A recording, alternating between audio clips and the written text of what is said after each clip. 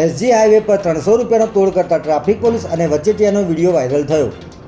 નમસ્કાર મિત્રો, હું વિપુલ પટેલ, શિક્ષાપત્રી સંદેશ ન્યૂઝ સત્યની સાથે। એક નજર આજના મુખ્ય સમાચાર પર। એસજી હાઈવે પર ગાડીનો લોક ખોલવા માટે 1000ના સત્તાવાર મેમોના બદલે 300 રૂપિયાનો તોડ કરતા ટ્રાફિક પોલીસ અને તેના વચેટિયાનો વિડીયો વાયરલ થયો છે।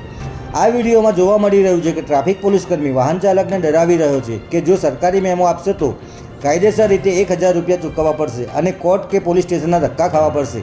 જે બાદ માત્ર 300 રૂપિયાનો મામલો ઠારે પાડવા ડીલ કરી હતી, ત્યારે વાહન ચાલકે કોઈપણ પ્રકારનો સત્તાવાર મેમો કે રસીદ લીધા વિના જ પોલીસને 300 રૂપિયા આપી દીધા હતા, જેનો વિડીયો વાયરલ થતાં તપાસના આદેશ આપવામાં આવ્યા છે।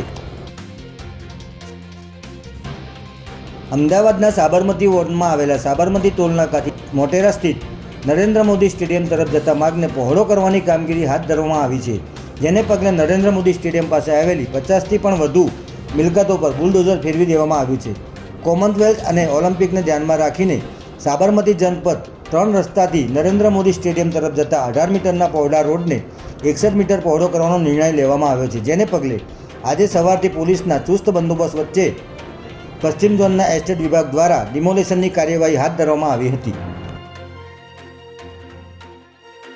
વર્ષોથી સુભાષ બ્રિજ ખાતે જૂની ઇમારતમાં ચાલતી અમદાવાદની પ્રાદેશિક વાહન વ્યવહાર અધિકારી કચેરી હવે અત્યાધુનિક સુવિધાઓથી સજ્જ અને નવા બિલ્ડિંગમાં કાર્યરત થઈ ગઈ છે, જેમાં AI આધારિત ડ્રાઇવિંગ ટેસ્ટ ટ્રેક, સંપૂર્ણ એર કન્ડિશન બિલ્ડિંગ તેમજ ડિજિટલ સેવા વ્યવસ્થા અને દિવ્યાંગોને અનુકૂળ સુવિધાઓ સાથે નવી RTO કચેરીની શરૂઆત કરવામાં આવી છે, જેનું નાયબ મુખ્યમંત્રી હર્ષ સંઘવીના હસ્તે આજે લોકાર્પણ કરવામાં આવ્યું છે।